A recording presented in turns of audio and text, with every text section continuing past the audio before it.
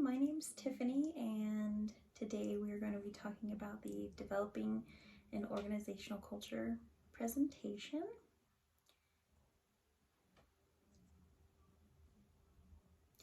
Company culture is the backbone of any successful organization. I love this quote. It fits perfectly for what we're going for because we're trying to develop that organizational culture to make the organization successful. Here's an overview of what we will be discussing today, why organizational culture is important and impactful, some choices that can create an effective culture, the chosen organizational culture to benefit the organization, how this choice will help to achieve an effective work environment, the elements of the culture that need to be developed, an example of another organization with a similar culture, organizational needs to develop and maintain the chosen culture, the benefits of implementing this culture, and how it will positively affect the work environment itself.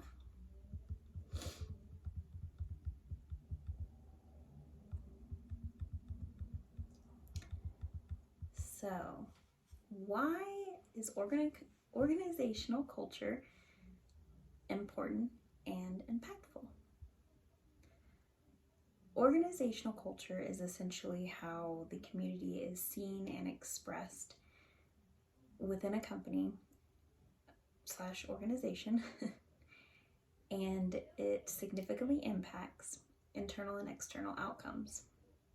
Internal and external coalitions can be formed from an organizational culture based on their assumption of them because of the visuals of others, such as seeing recognition and expressions of values from the organization, like in the mission or something, and helping develop behaviors to support an effective work environment. In other words, a company can implement an organizational culture that expresses a supportive and encouraging working environment that benefits employees and the organization. That is why it is important to incorporate a thriving organizational culture that fits well with the organization, because it impacts the organization's environment, making it more effective in different sorts of ways.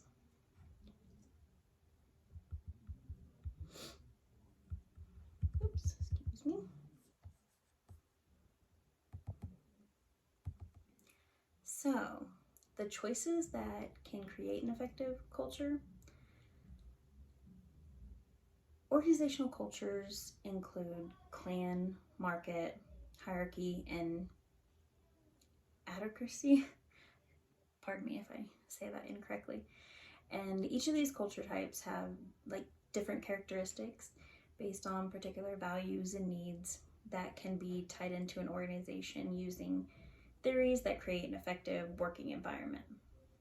For example, the competing values framework can be beneficial because it incorporates each culture type, or it can in different ways, because it represents internal and external focuses. However, depending on the organization, it can place different focuses on particular culture, like market culture.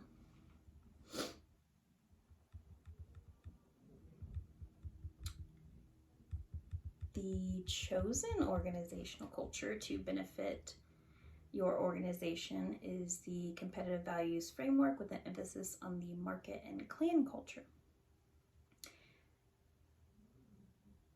So the chosen culture type that could be beneficial is this competitive values framework that incorporates these culture types.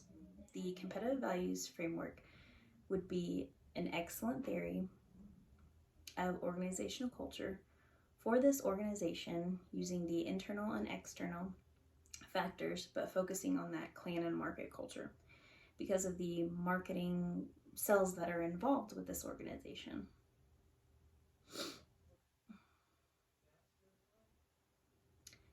to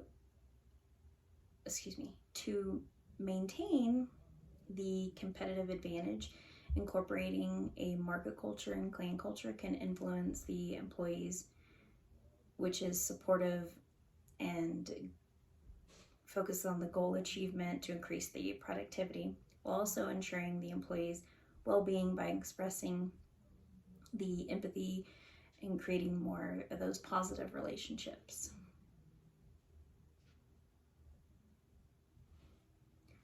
So how this choice will help to achieve an effective work environment.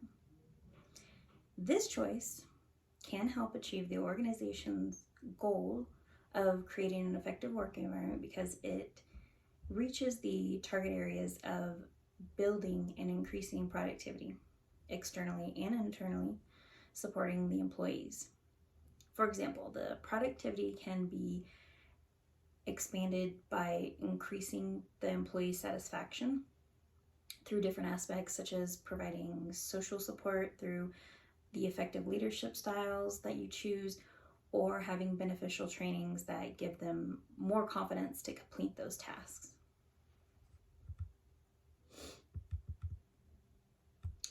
So some elements. The elements of this culture theory and culture types that can be developed in the organization include the motivation and encouragement, which is like having trainings that encourage them to confidently complete the tasks, provide incentives, and ask about their desires or goals for their career, like where they would like to end up, or maybe they would like to earn a degree or something like that.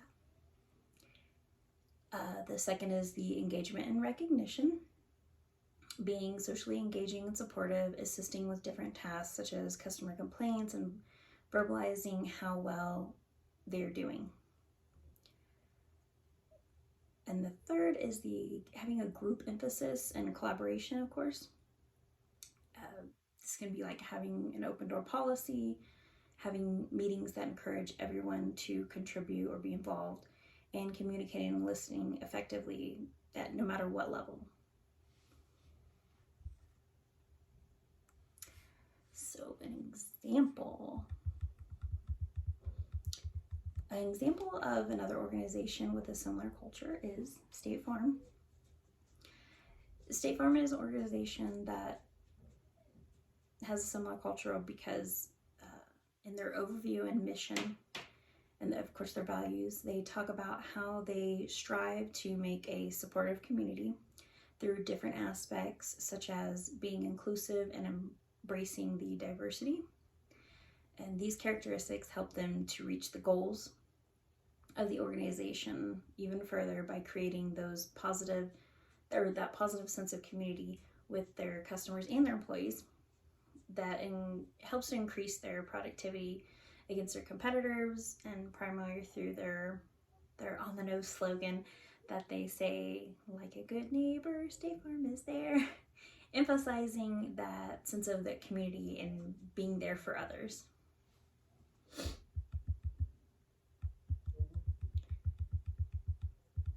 So there are some things that will need to be developed and maintained to support this type of culture. One thing would be to ensure there are policies, missions, and values that are in place to follow. Another would be to ensure the leadership is implementing these policies and expressing the values of the mission, essentially like modeling the values of the organization, like monkey see, monkey do kind of thing. And lastly, there should be a consistency with these policies and values being incorporated. For example, the organization can provide an anonymous way to report any complaints, makes them feel a little more comfortable, and such as complaints like going against the policies, missions, the values, and that way they can be addressed. An organization and its leadership should always be held accountable for ensuring the policies and the values are actually being expressed within the organization.